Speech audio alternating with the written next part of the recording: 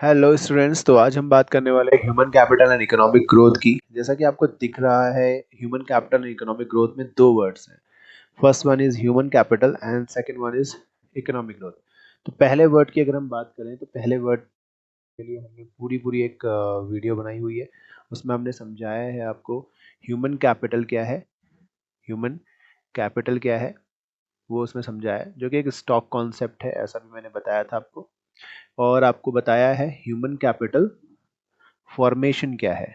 ये चीज़ें मैंने आपको पहले वीडियो में बताई है, तो आप जाके उस वीडियो को फॉलो कर सकते हैं। तो स्टूडेंट्स, आज हम बात करते हैं ह्यूमन कैपिटल का क्या रोल है इकोनॉमिक ग्रोथ में। तो यहाँ पर जो दूसरा वर्ड आपको दिख रहा है, इकोनॉमिक ग्रोथ। तो इकोनॉमिक ग्रोथ की अगर मैं बात करूँ तो इकोनॉमिक ग्रोथ का सीधा सा रिलेशन किसके साथ हो जाएगा? इनकम के साथ, नेशनल इनकम के साथ। तो बेसिकली जिस भी देश की नेशनल इनकम बढ़ रही है, यानी कि जीडीपी ग्रोथ में है, तो हम उस देश की इकोनॉमिक ग्रोथ को अच्छा मानते हैं। देखिए, economic growth means increase in real national income of a country. ठीक है स्टूडेंट्स, तो इकोनॉमिक ग्रोथ क्या है? एक नेशनल इनकम को जब हम बढ़ता हुआ देख रहे हैं तो उसको ही इकोनॉमिक ग्रोथ कहते हैं। अब हम बात कर रहे हैं कि ह्यूमन कैपिटल का क्या रोल है इकोनॉमिक ग्रोथ के अंदर। तो सीधी सी बात है, ह्यूमन कैपिटल में क्या आता है? इंक्रीज इन, मतलब कि अब हमने पढ़ा था ह्यूमन कैपिटल के फॉर्मेशन का मतलब, फॉर्मेशन मतलब डेवलपमेंट, डेवलप मतलब इंक्रीज करना। किस चीज में इंक्रीज करना? उनके स्किल्स में इंक्रीज करना, उनकी एजुकेशन में इंक्रीजमेंट करना, हेल्थ के बारे में सही चीजें होना। तो यहाँ पर क्या लिखा है? The contribution of educated person. देखिए, एक एजुकेटेड पर्सन जो है उसका जो कंट्रीब्यूशन होता है इकोनॉमिक ग्रोथ में वो ज्यादा होता है इलिटरेट पर्सन के। इलिटरेट पर्सन से एक एजुकेटेड पर्सन का एनरोलमेंट किस चीज में? इकोनॉमिक ग्रोथ में क्या होता है? ज्यादा होता है। कैसे ज्यादा होता है? देखो, खुद सोचो, खुद सोचिए आप, एक हेल्दी पर्सन, अगर हम हेल्दी पर्सन की बात करें, एक हेल्दी पर्सन ज्यादा काम कर सकता है in comparison of unhealthy person. एक हेल्दी पर्सन ज्यादा अच्छी तरीके से सोच सकता है in comparison of unhealthy person. A healthy person also contribute economic growth by providing uninterrupted labor supply for a longer period of time. एक हेल्दी पर्सन ही देश के लिए ज्यादा ज्यादा इकोनॉमिक ग्रोथ में एनरोलमेंट कर सकता है। एक एडुकेटेड पर्सन भी लाइक एक इलिटरेट पर्सन के मुकाबले एक एडुकेटेड पर्सन क्या होगा? वो ज्यादा इकोनॉमिक ग्रोथ में अपना रोल दिखाएगा। जैसे कि देखिए, सिंपल सी बात है, बहुत ही नॉर्मल सी बात है। HUF जब हमने पढ़ा था, HUF, HUF लिखा हुआ HCF होना चाहिए ना, इसको HCF कर देते हैं, HCF। हाँ, ह्यूमन कैपिटल फॉर्मेशन कर क्या रहा है? ह्यूमन कैपिटल फॉर्मेशन इंक्रीज कर रहा है स्किल्स में, उनकी एजुकेशन पे, उनके अंदर इनोवेशन क्रिएट कर रहा है। HUF promote invention, innovation, technological improvement and create ability to observe new technology. तो वो एक स्किल्स क्रिएट कर रहा है ताकि आप नई टेक्नोलॉजी को ऑब्जर्व कर सको। देखिए, बहुत इजी है। अगर हायर इनकम होगी तो, अगर एक एजुकेटेड पर्सन काम कर रहा है तो उसकी इनकम बढ़ेगी। हायर इनकम से,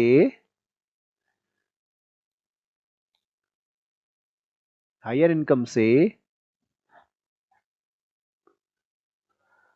high level of human capital create होगा, और high level of human capital से भाई ग्रोथ होगी।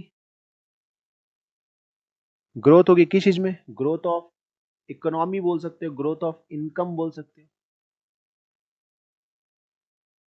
तो सिंपल है, अगर एक एडुकेटेड पर्सन है वो काम कर रहा है, एक हेल्दी पर्सन है वो ज्यादा काम कर रहा है, तो उसकी इनकम जनरेट होगी और इनकम बढ़ेगी। इनकम बढ़ने से हमारे देश का भाई ह्यूमन कैपिटल लेवल बढ़ेगा। और उसी से तो हमारे देश की इनकम बढ़ेगी, और इनकम बढ़ेगी तो हम ये बोल सकते हैं कि इकोनॉमिक ग्रोथ है। अच्छा, इनको दिखाने वाले इंडिकेटर्स कौन से होते हैं? अगर हम इनके इंडिकेटर्स की बात करें तो these are the indicators of development in education and health sector. आप पहला इंडिकेटर देख सकते हैं, रियल पर कैपिटा। तो अगर मैं बात करूं रियल पर कैपिटा की, रियल पर कैपिटा कैसे निकलता है? अगर पर कैपिटा की बात करें तो कैसे निकलता है भाई? तो एक साल के अंदर अगर जितनी भी हमारे देश के अंदर इनकम जनरेट हुई है, उसको अगर हम पॉपुलेशन से डिवाइड कर देंगे तो पर कैपिटा इनकम निकल के आएगा। यानी कि एक आदमी की पर कैपिटा, एक आदमी लगभग कितना कमा रहा है, वो पर कैपिटा इनकम दिखाता है। जैसे कि मान लेते हैं गांव के अंदर 500 लोग हैं, एक गांव के अंदर 500 पीपल्स हैं, और हर एक और वो गांव टोटल 50,000 रुपए कमा रहा है, तो उनकी पर कैपिटा कितनी होगी भाई? सिंपल सी बात है, 50,000 डिवाइडेड बाय 500 कर देंगे तो ये हो गया आपका 100। तो 100 रुपीज पर आदमी कमा रहा है इसका मतलब, तो उसी को पर कैपिटा इनकम कहते हैं। तो जो 1951 के आसपास पे 7,651 रुपीज था, 1981 में 12,174 रुपए, फिर बढ़ गया, फिर बढ़ गया, फिर बढ़ गया। तो आप देख सकते हैं यहाँ पर 2016-17 में 77,659 रुपीज। ये मैं समझिएगा दिन का है भाई, एक साल के अंदर मैं बोल रहा हूँ, अ ईयर, अ ईयर, एक साल के अंदर भाई इतना एक दिन का होता तो फिर तो हमारा देश कहाँ होता। एक साल के अंदर इतना कमा रहे हैं, तो आप देख सकते हैं ये ईयर टू ईयर क्या हो रहा है, इंक्रीज हो रहा है। तो इससे हमको ग्रोथ दिखाई देती है। क्रूड डेथ रेट, अब क्रूड डेथ रेट क्या है भाई? 1,000 पॉपुलेशन में, 1,000 लोगों के अंदर, 1,000 लोगों में, 1,000 लोगों में कितने लोग मर जाते हैं? कितने लोग मर जाते हैं? देखो यहाँ पे क्या लिखा है, 1,000 लोग में 1951 के टाइम पर की बात करें तो 25.1 लोग ऐसे हैं जो मर जाते हैं। यहाँ पे 12.5 लोग मर जाते हैं लगभग। ये रेशियो है बेटा। ये ऐसा मत बोलिए कि आधा आदमी मरता है, नहीं, आधा आदमी नहीं मर रहा है, रेशियो है। 9.8, 8.1, 6.3। तो आप ये देख सकते हैं यहाँ पे डिक्रीमेंट हो रहा है। इससे क्या समझ में आता है? इससे समझ में आता है कि हमारा हेल्थ सेक्टर इंप्रूव हो रहा है। हमारा जो हेल्थ सेक्टर है, जहाँ पर हमको हेल्थ से रिलेटेड फैसिलिटीज प्रोवाइड की जाती है, तो वो इम्प्रूव हो रहा है। दैट्स वाई ये डेथ रेट डिक्रीज हो रहा है।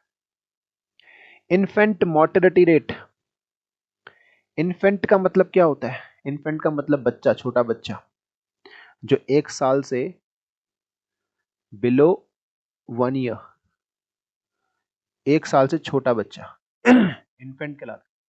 इन्फेंट मोर्टेलिटी रेट का मतलब क्या है भाई? इन्फेंट मोर्टेलिटी रेट का मतलब है कि भाई 1 साल से छोटा बच्चा कितने मर जाते हैं, कितने 1 साल छोटे बच्चे। तो यहाँ ये भी 1000 में निकल रहा है, 1000 पे 146 की डेथ हो गई, 110 की, 80, नहीं 63, 33। तो देखिए ये भी कम हो रहा है। तो इससे भी क्या पता चल रहा है कि भाई अब बच्चे, 1 साल से छोटे बच्चे हैं वो कम मर रहे हैं इस रेट के हिसाब से। तो यानी कि इससे भी हमको पता चलता है कि हमारा हेल्थ सेक्टर अच्छा चल रहा है। Life expectancy at birth, male male 1951 में एवरेज जो एज थी वो 37.2 थी, 1991 में 54 है, 1990 सॉरी 1981 में 54 है, 1991 में 59 है, फिर 63 हो गया, अब 67 है। तो इससे क्या पता चला कि एवरेज एवरेज जो एज है पर ह्यूमन की, पर मेल पर्सन की, तो वो 67 है। कभी 37 हुआ करती थी। तो भाई अब देर तक जिंदा है, एक एवरेज एज ज्यादा है। तो इससे भी पता चलता है कि हेल्थ सेक्टर अच्छा है। फीमेल का भी आप देख सकते हैं। लिटरेसी रेट 16% ऑलमोस्ट, 43%, 52%, 65%, 76%, तो इससे पता चल रहा है कि लोग पढ़ाई तो कर ही रहे हैं। एजुकेशन सेक्टर हमारा अच्छा चल रहा है, इससे पता चल रहा है कि हमारा एजुकेशन सेक्टर अच्छा चल रहा है। इनसे पता चल रहा है कि हमारा हेल्थ सेक्टर अच्छा चल रहा है। इससे पता चल रहा है कि ओवरऑल ग्रोथ कितनी हो रही है। तो आप देख सकते हैं, इसका मतलब जो भी HCF की हम लोग बात कर रहे हैं, ह्यूमन कैपिटल फॉर्मेशन की, उस वजह से हमारा इकोनॉमिक ग्रोथ हो रहा है, इकोनॉमी हमारी ग्रोथ कर रही है, ये चीज हमको पता चल रहा है। होप दैट कि आपको ये समझ में आ गया होगा। अब हम देखते हैं स्टूडेंट्स,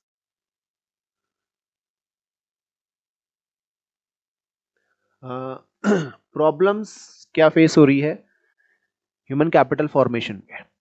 देखिए, सिंपल सी बात है, हमने ये बोला कि भाई लो डेथ रेट हो गई है, लो डेथ रेट और high birth rate.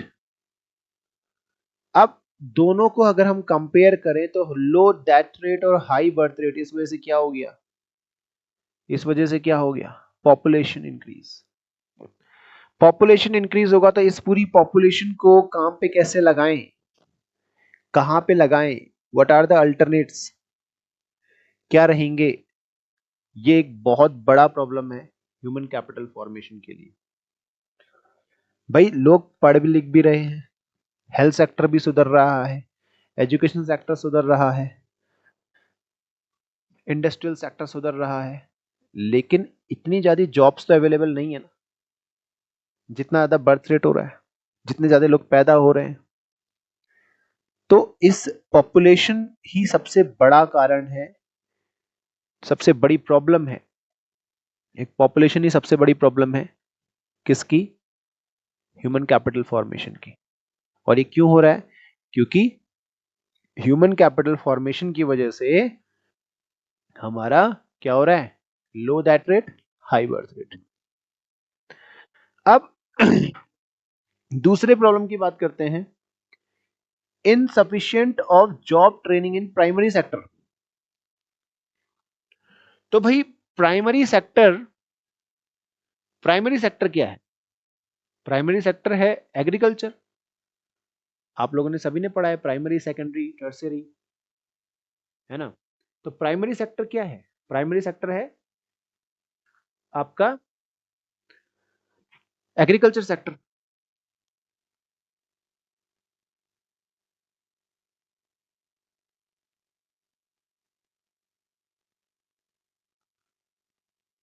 Agriculture sector. अब आप मुझे बताइए, एग्रीकल्चर सेक्टर को क्या बोलते हैं, primary sector, agriculture sector is the backbone of Indian economy.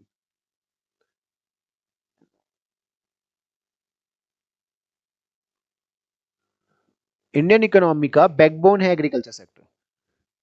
लेकिन आज की डेट में क्या हो रहा है,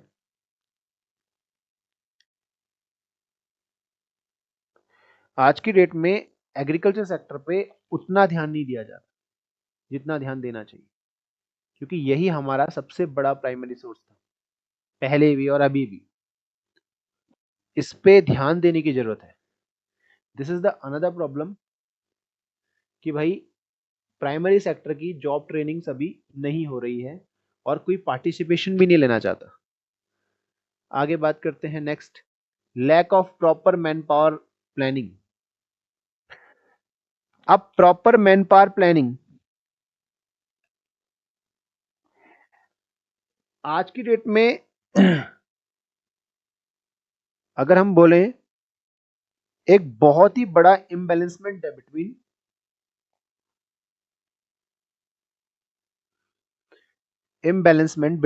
between what, between demand and supply, demand and supply of human resource.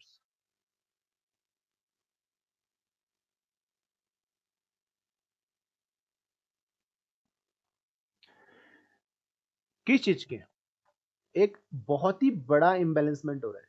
किस चीज की? Demand and supply of human resource की। अरे ह्यूमन रिसोर्स मतलब कौन से?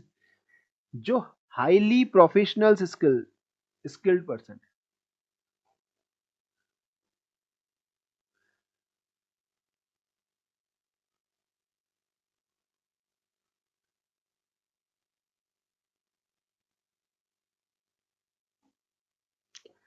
देखो, जितना जितना ज्यादा इनकी जितना ज्यादा इनकी डिमांड है, उतना ज्यादा सप्लाई नहीं है, तो इसको ही इम्बैलेंसमेंट कहते हैं। और यही यही इसी को कहते हैं lack of proper man power planning.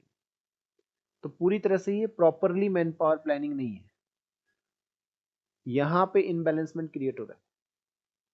तो वो भी एक बहुत ही बड़ा एक प्रॉब्लम बनता जा रहा है। अब दूसरा, एक बहुत ही बड़ी प्रॉब्लम जो है वो सामने निकल के आ रही है भाई, ब्रेन ड्रेन। जो हाईली प्रोफेशनल स्किल्स पर्सन्स हैं, वो भी यहाँ कहाँ रुक रहे हैं, इसलिए तो डिमांड ज्यादा और सप्लाई कम है। वो लोग क्या कर रहे हैं? वो लोग यहां से निकल के बाहर चले जा रहे हैं, माइग्रेट कर जा रहे हैं। ब्रेन ड्रेन का मतलब ही क्या होता है? ब्रेन ड्रेन का मतलब है माइग्रेशन। एक minute,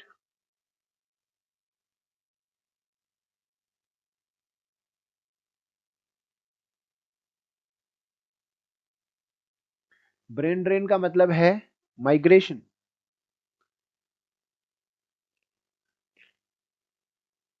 migration migration of person.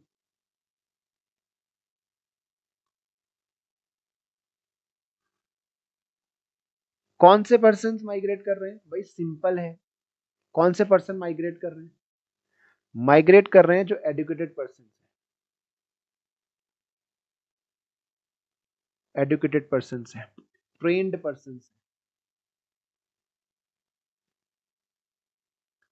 Trained person है। ठीक है, प्रोफेशनल बॉडीज माइग्रेट कर रही है, यहां से चले जा रहे हैं बाहर, विदेशों को चले जा रहे हैं, है ना? वो कहाँ चले जा रहे हैं? वो माइग्रेट कर रहे हैं कहाँ? डेवलप्ड कंट्रीज में।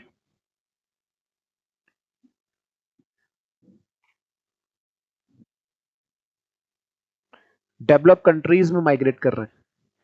तो ये एक बहुत ही सीरियस प्रॉब्लम है।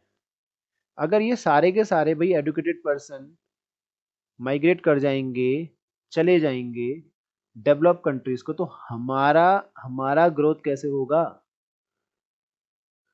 हमारी जीडीपी कहाँ बढ़ेगी? मुश्किल में। ये भी एक बड़ा प्रॉब्लम है। एक दूसरा अगेन प्रॉब्लम, लो एकेडमिक स्टैंडर्ड। भाई जो एकेडमिक्स हैं उनका स्टैंडर्ड स्टैंडर्ड उतना डेवलप नहीं है। अगर हम बात करें भाई, वहां पे मॉडर्न टेक्नोलॉजीज की कमी है, मॉडर्न टेक्नोलॉजीज की कमी है।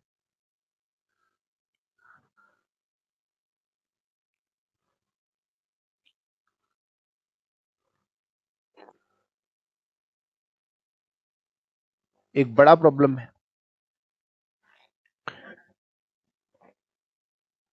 और इस वजह से ये बहुत ही सेटिस्फाइंग नहीं है, अनसेटिस्फैक्टरी है in the field of science and technologies, science and development.